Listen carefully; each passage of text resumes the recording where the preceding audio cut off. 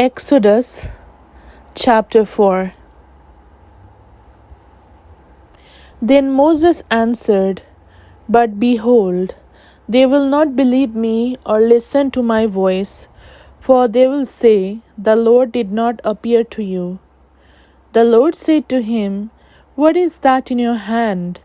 He said, "A staff." And he said, "Throw it on the ground." So he threw it on the ground, and it became a serpent, and Moses ran from it.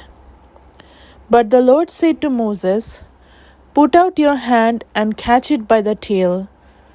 So he put out his hand and caught it, and it became a staff in his hand, that they may believe that the Lord, the God of their fathers, the God of Abraham, the God of Isaac, and the God of Jacob, has appeared to you. Again, the Lord said to him, "Put your hand inside your cloak."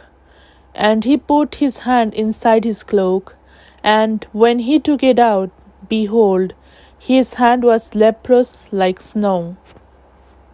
Then God said, "Put your hand back inside your cloak."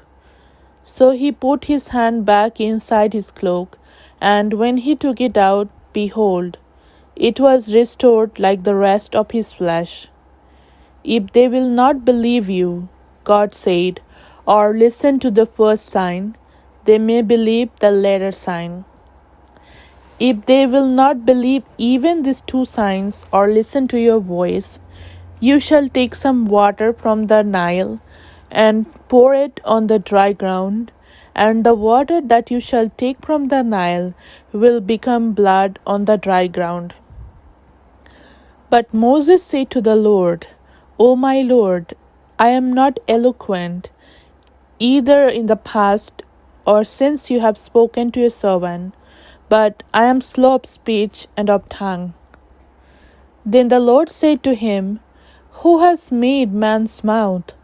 Who makes him mute or deaf or seeing or blind? Is it not I, the Lord? Now therefore go, and I will be with your mouth and teach you what you shall speak." But he said, "O my Lord, please send someone else." Then the anger of the Lord was kindled against Moses, and he said, "Is there not Aaron your brother, the Levite?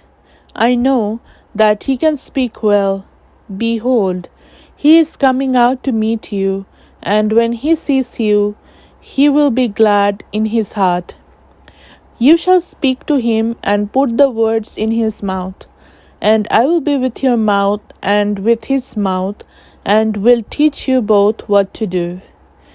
He shall speak for you to the people, and he shall be your mouth, and you shall be as God to him. And take in your hand this staff, with which you shall do the signs." Moses went back to Jethro, his father-in-law, and said to him, "Please let me go back to my brothers in Egypt to see whether they are still alive." And Jethro said to Moses, "Go in peace." And the Lord said to Moses in Midian, "Go back to Egypt, for all the men who were seeking your life are dead." So Moses took his wife and his sons, and had them ride on a donkey, and went back to the land of Egypt. And Moses took the staff of God in his hand. And the Lord said to Moses, "When you go back to Egypt, see that you do before Pharaoh all the miracles that I have put in your power. But I will harden his heart, so that he will not let the people go. Then you shall say to Pharaoh, 'Thus says the Lord, Israel is my firstborn son.' And I say to you, let my son go, that he may serve me. If you refuse to let him go, behold, I will kill your firstborn son."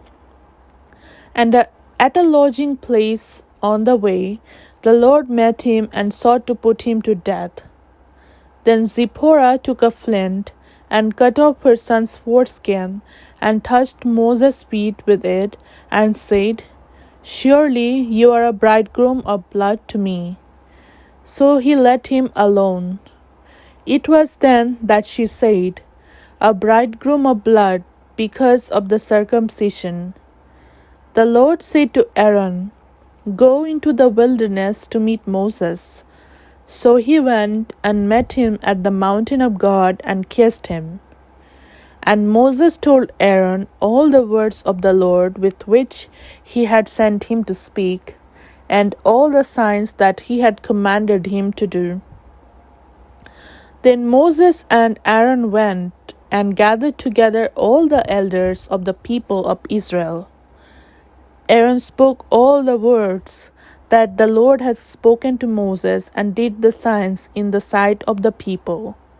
And the people believed, and when they heard that the Lord had visited the people of Israel, and that he had seen their affliction, they bowed their heads and worshipped.